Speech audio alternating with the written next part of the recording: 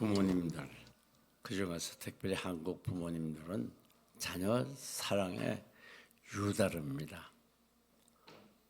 그래서 어렸을 때부터 태어나가지고 이 아이들을 다 양육할 뿐 아니라 대학까지 보내고, 그것도 부족해서 결혼하면 결혼 비용을 다 대주게 되어요. 이게 세계에서 보기 드문 일이죠. 그리고 여유가 있는 분들은 결혼한 그 다 큰 자식에게 차도 사주고 집도 사주고 뭐 그 정도가 아닙니다. 또 결혼하고 애 낳으면 애 봐주느라고 노인들이 수고를 많이 하죠. 어쩌면 자식이 죽을 때까지 도와주려고 하는 그 자식을 위하는 마음이 부모에게 많이 있습니다. 누가 효도냐? 효도하는 사람이냐? 부모를 위해할수록 효도하는 거예요. 근데 이 효도라는 말이 많이 변질되어 가는 것 같습니다. 오늘 본문에서 사도 바울은 누구든지 자기를 위하여 사는 자도 없고 자기를 위하여 죽는 자도 없도다. 우리가 살아도 주를 위하여 살고 죽어도 주를 위하여 죽나니 그러므로 우리가 사나 죽으나 주의 것이라고 말하고 있습니다. 이 사도 바울의 외침은 신앙생활에 옳습니다. 신자와 불신자의 차이점은 어디 있는가 하면 바로 누구를 위해 살아가느냐, 무엇을 위해서 살아가느냐, 삶의 목적이 무엇인가, 그게 완전히 차이가 납니다. 그 불신자들의 이 삶은 바로 자기를 위해 살아가요. 그래서 돈을 많이 벌어요. 왜? 자기를 위해서. 또 높은 명예를 추구해요. 쾌락을 찾아가요. 가정을 이루어요. 자식을 낳아. 이 모든 것이 다 자기를 위한 거예요. 그 자기를 위하지 않게 되면 거기 문제가 발생하게 돼요. 그리스도의 삶은 정반대입니다. 우리는 나를 위해 살아가는 사람이 아니라 바로 주를 위해 살아가는 사람. 주를 위해서. 그런데 누구를 위한다는 거, 삶의 목적이라고 하는 건 그 삶의 철학이, 또 삶의 가치과 내용, 또 삶의 방향이 완전히 바꿔지는 것입니다. 그러니까 불신자의 삶은 목적이 다르기 때문에 완전히 이 세상 삶이 달라요. 삶의 내용이 완전히 다릅니다. 우리 그리스도인들의 삶의 특징, 삶의 값어치, 삶의 이유는 바로 나를 위하는 데 있는 게 아니고 주를 위해 살아가는 데 있습니다. 그 신앙생활이 뭡니까? 내가 얼마나 주를 위해 사느냐? 그게 신앙생활이에요. 대다수 아직까지 수준이 낮은 교인들은 그 특징이 뭔가 하면 예수를 믿어도 주를 위해 사는 게 아니에요. 자기를 위해 살아요. 나를 위해서 살아가는 비중이 클수록 신앙생활이 차원이 낮은 거예요. 신앙생활이 갈수록 성숙해지는 건 주를 위해 살아가는 거예요. 갈수록 성숙한 신앙생활. 그건 주를 위하는 부분이 많아질수록 그 신앙이 성숙한 단계에 도달하게 되는 것입니다. 그래서 우리 모두 내 삶이 정말 주를 위한 것인가 아니면 나를 위한 것인가 또 내 가정만을 위한 것인가 그걸 잘 살펴서 이 시간 여러분들이 정말 주를 위한 삶으로 나아가는 복된 시간이 되시기를 주님의 이름으로 축원합니다. 자, 그러면 우리가 왜 주를 위하여 살아야 되겠는가? 그 이유는 바로 우리는 주님의 것이기 때문이에요. 내 것이 아닙니다. 내 몸도 마음도 생명도 내가 가진 모든 소유도 내 것이 아무것도 없어요. 내가 가진 모든 것들은 다 주님의 것이에요. 근데 주님의 것이라고 하는 이 원리가 세 가지가 있어요. 기본으로 첫째는 왜 주님의 것이냐? 창조 원리입니다.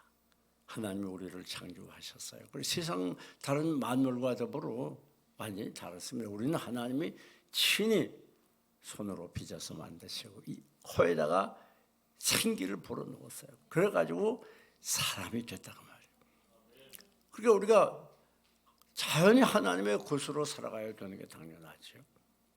자연히 하나님을 위하여야 돼. 하나님이 우리를 만들었으니까. 왜 자식이 부모에게 효도해야 되는가요? 부모가 자기를 낳았으니까. 부모가 낳지 않았으면 자기 생명이 이 땅에 없을 거 아니에요. 다음 두 번째 원리는 바로 하나님의 주권적인 원리입니다. 이게 무슨 말인가 하면 내가 이렇게 하나님의 소유가 된 거고 하나님의 자녀가 된 건 이게 내가 원해서 된 게 아니라는 거예요. 내가 잘나고 똑똑해서가 아니에요. 이게 전적으로 하나님의 주권, 하나님의 권리라고 말해요. 자, 예를 들면 어떤 사람이 아주 부유하게 잘 사는 존경받는 사람이 있는데 내가 자식이 없어 양자를 한 사람 둬야 되겠다 생각하고 큰 고아원을 찾아갔어요. 그리고 쭉 보는데 누구를 양자로 드릴까? 근데 보니까 뭐 잘생긴 아이, 똑똑한 아이, 뭐 머리 좋은 아이 다 있는데 이상하게 제일 찌질이 하나를 택했어. 넌 내 아들 삼을게. 그러니까 주위에 있는 많은 아이들이 불평하는 거 아니 내가 쟤보다 얼마나 잘생겼는데 난 쟤보다 얼마나 똑똑하고 재주가 많은데 왜 저런 찌질을 택합니까? 그렇게 말할 수 있을까요? 없을까요? 그건 없죠. 왜 찌질을 택하든 쫄쫄을 택하든 그건 누구 마음이에요?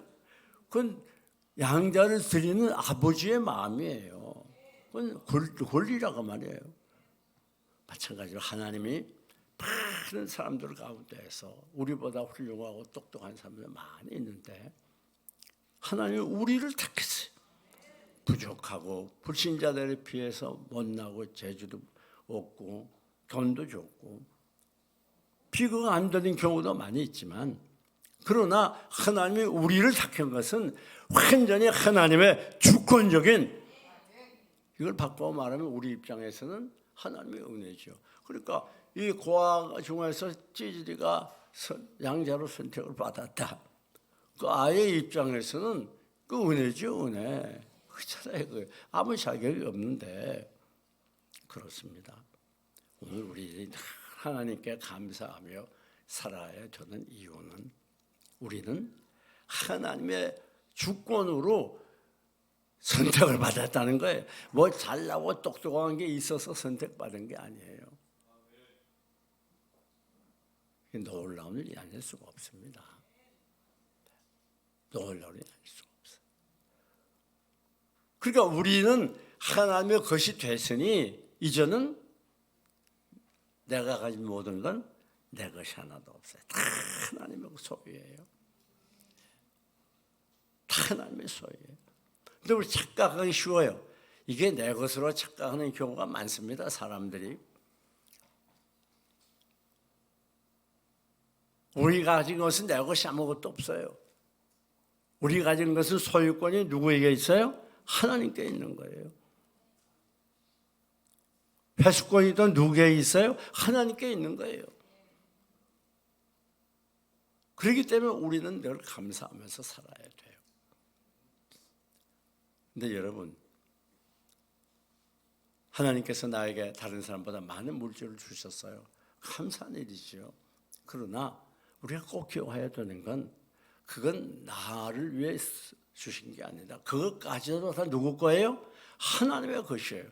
그렇기 때문에 우리가 어떻게 하면 이 물질을 가지고 하나님 기쁘시게 하며 살아갈까? 그것을 생각해야 돼요.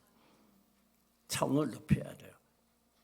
하나님이 나에게 다른 사람과 달리 직장에서 승진을 거듭해가지고 고위직에 있게 됐어. 그런 분들은 하나님 은혜에 감사하죠. 그래서 나에게 특별히 이렇게 고위직으로 가도록 높은 신분을 주셨어요. 그러나 그것은 사실 차원을 더 높여야 돼요. 하나님이 나를 이렇게 높여주시는 것은 하나님의 것이에요. 그 신분은. 그렇기 때문에 그걸 가지고 주님을 위하라고 주신 거예요. 아니 우리 가정 늘 편안해. 이렇게 살기 어렵고 혼란한데 우리 가정은 이렇게 별일 없이 무탈하게 우리 아이들도 잘 순종하고 참 하나님에 감사해. 사실입니다. 그러나 중요한 그것은 바로 하나님이 우리에게 주신 하나님의 은혜이기 때문에 하나님의 소유이기 때문에 하나님을 위해서 사용할 수 있도록 우리가 기도하고 묵상하고 노력해야 되는 거예요. 이 기본적인 면에서부터 우리가 바로 서야 그 신앙이 제대로 되는 것이고, 그 신앙이 굳게 서는, 이게 흔들리게 되면 예수 믿어도 세상 계속 돌아가고 자기 중심으로 살고 자기 위해서 살고 예수 믿는 건 거치대가 되기 쉬워요. 이 기본이 바로 서야 그가 바른 신앙인으로 하나님께 귀시게 하면서 하나님의 영광을 돌며 살 수가 있어요.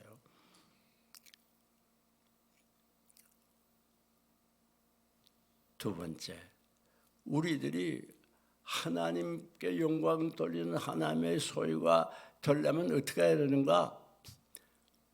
어떻게 살아야 되는가? 예수 그리스도가 우리에게 종귀 돼야 돼요. 그래서 우리가 고린도전서 6장 19절 20절에도 너희는 너희 것이 아니라 값으로 산 것이 됐어. 그러니까 너희 몸으로 하나님께 영광을 돌려라. 무슨 말인가 하면 우리는 우리 게 아니라, 과거에는 노예들을 많이 팔고 샀잖아요. 아프리카 사람들 잡아다가. 그렇게 고생을 시킨 결과 미국이 지금 얼마나 힘이 듭니까? 시장에서 매매한다고 하면 물건하고 똑같이. 근데 어떤 사람이 그 노예를 샀어요. 살려면 어떻게 해야 돼요? 뭘 줘야 돼? 돈을 줘야 되잖아요. 값을 치르고 샀어요. 그래서 자기 노예를 삼았어요. 그랬으면 그 다음부터 그 노예는 어떻게 해야 돼요? 주인의 은혜에 늘 감사해야 돼요. 그 노예가 주님의 뜻대로 살지 않으면 안 된단 말이에요. 자기 원하는 게 아니라 주님이 원하는 거, 자기를 위하는 게 아니라 그 주인이 위하는 거, 그대로 살아야 노예지. 자기 의지가 있으면 안 되는 거예요. 여러분, 그 주인이 노예를 삼아가지고, 야, 너 이제부터 노예 더 이상 할 필요 없어. 자유롭게 살아. 그래가지고 완전 자유를 줬어. 그런데 노예가 어디 가나 자기 이렇게 여기서 참 이렇게 주인이 좋고 그러니까 편할 데가 없어. 고생만 많이 할 것 같아. 혼자 살 힘도 자신이 없어. 그래가지고 나는 주인하고 영원히 같이 살겠습니다. 그리고 그 다음부터는 노예로 사는 게 아니라 자유인으로 같이 사는 거예요. 그 다음부터는 주인을 위해서 일하는 것이 마지못해 일하는 게 아니에요. 노예가 돼서 마지못해 복종하고 따라하는 게 아니라 그 다음부터 왜요? 자발적으로. 야, 우리 주인 감사해. 나를 이렇게 노예로 사가지고 또 이렇게 자유를 줬으니 이젠 내가 정말 내 주인 위해서 충성해야지. 그러니까 완전히 같이 살지만은 완전히 다른 거예요. 왜? 이제는 노예로 사는 게 아니라 뭐로? 자유인으로. 그러니까 그전엔 노예이기 때문에 어쩔 수 없이 순종했지만 이제 그게 아니라 자유인으로 차원에서 순종해. 이게 그리스도인이란 말이에요. 예수님께서 우리 위해서 십자가에 죽어주시고 마귀의 노예됐던 우리들을 샀어요. 피값으로 사가지고 우리를 하나님의 자녀로 삼았습니다. 그리고 아들이라고 불러줘요. 하나님이 우리 아버지가 됐어요. 그러니까 우리는 너무 감사하고 감격해서 그래서 차별적으로 순종하는 거예요. 어떤 분은 그렇게 말해요. 그 예수 믿으면 못 믿겠더라. 왜? 하지 말라는 것이 많아가지고 이것도 하지 마라 저것도 하지 마라. 그것 구속 느껴가지고 신앙생활을 못하겠어. 그런 분이 있어요. 그런데 착각입니다. 우리는 그 마지못해가지고 하나님이 이렇게 저렇게 명령했기 때문에 거기 순종하는 억지로 쭝얼거리면서 불평하며 순종한 사람들이 아니에요. 우리는 영죽었던 우리들을 죄 가운데 구원해서 하나님의 자녀로 삼아주고 하나님이 우리 아버지가 되시는 이 놀라운 은혜와 사랑을 받았기 때문에 우리는 감사해서 자발적으로 능동적으로 적극적으로 말씀에 순종하는 거예요. 이게 다른 거예요. 그러니까 말씀명 무서워가지고 벌벌 떨면서 순종하는 건 기본을 몰라서 그래요. 기독교는 그런 종교가 아니에요. 그래서 말씀 순종하는 데서 부담이 되고 막 힘이 들고 그렇게 예수 믿는 게 아니에요. 우리는 늘 기뻐하면서 감사하면서 그러면서 순종하는 거예요. 우리 순종은 그 속에 기쁨이 있게 되고 우리의 순종은 그 속에 감사가 있고 이게 신앙생활이에요. 여러분 그런데 이 십자가의 사랑이 우리에게 차고 넘치면 자발적으로 순종해요. 위한다는 건 무슨 말인가 하면 사랑한다는 말과 똑같은 말이에요. 우리가 사랑하는 만큼 위하게 되는 것이고 위하는 만큼 사랑하게 되는 것, 이 두 가지는 뗄래야 뗄 수 없는 관계가 있다고 말이에요. 그래서 여러분 예수 그리스도가 내 마음에 종교이 된다. 빌립보 1장 20절을 보면 사나 죽으나 내 속에 그리스도가 종교이 되다니. 그렇죠? 그렇습니다. 그렇게 되면 정말 그 주님이 마음에 확 차는 거예요. 살아도 진리에 살고 죽어도 진리에 죽고 잘 때에도 주님, 깰 때에도 주님, 길을 걸을 때에도 주님, 운전할 때에도 주님, 주님이 내 마음에 꽉 차 있는 거예요. 이게 놀라운 일이죠. 그러니까 그 사람의 감격에서 주를 위해 살려고 하는 마음으로 불타오르는 거예요.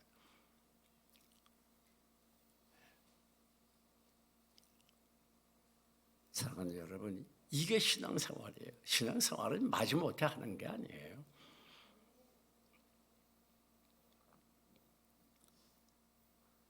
그래서 주님이 내 생명이 되고 주님이 내 모든 것이 되고 주님이 내 전부가 되고 난 이제부터는 주님 없이는 못 사는 사람.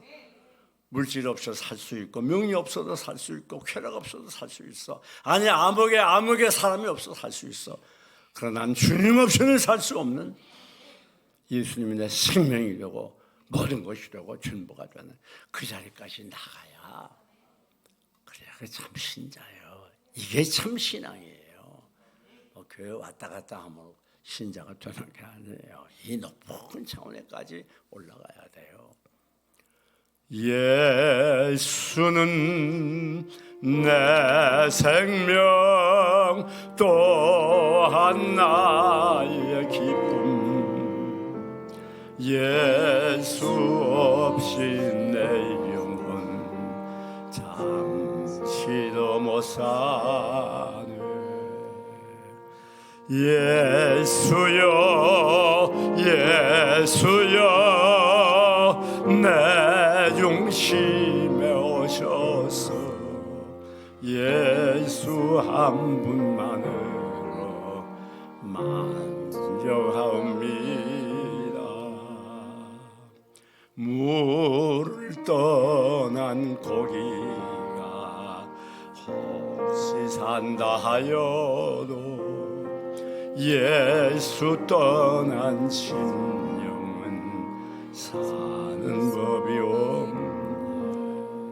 그렇습니다. 이게 참 신앙생활이에요. 그 다음 이렇게 주님을 위한 삶, 주님의 것으로 사는 삶은 감사하는 삶입니다. 여러분 우리가 이 땅에 살다 보면 불평할 일이 많이 생겨요. 낙심하고 절망한 일로 수없이 다가옵니다. 그런데 왜 그런가 하면 우리 속에 정말 주님을 위하는 마음이 없어서 그래요. 우리 속에 정말 주님을 위하는 마음이 있으면 그 말은 바꾸고 말하면 뭐예요? 주님을 사랑하는 마음이 있으면 어떤 환난 시련도 이길 수 있는 은혜와 능력을 주시는 거예요. 우리 그리스도인의 모든 문제는 어디 있는가 하면 전적으로 주님의 것으로 주님을 위하지 못하기 때문에 발생하는 거예요. 우리가 정말 주님을 사랑하고 주님의 것으로 주님을 전적으로 위하게 되면 문제가 되지 않습니다. 갈 길이 막혀도 두려워하지 않습니다. 하나님이 열어줘요. 하나님이 도와줘요. 하나님이 환난에서 구원해줘요. 문제는 어디 있는가 하면 우리가 전적으로 하나님을 위하지 않고 하나님의 것으로 살지 못하니까 그게 자꾸 부정이 생기고 문제가 터지고 스트레스가 발생하고 사단의 공격을 받고 그렇게 되는 거예요. 정말 우리가 감사의 삶을 살려면 완전히 주님을 의지하고 주님께 우리 모든 것을 드리고 주님의 것으로 주님을 위해 살아간다면 하나님의 놀라운 은혜와 능력이 우리를 강하게 사로잡습니다. 문제의 핵심이 여기 있는 거예요. 뿐만 아니라 우리들이 정말 주님의 것으로 살아가는 게 무엇입니까?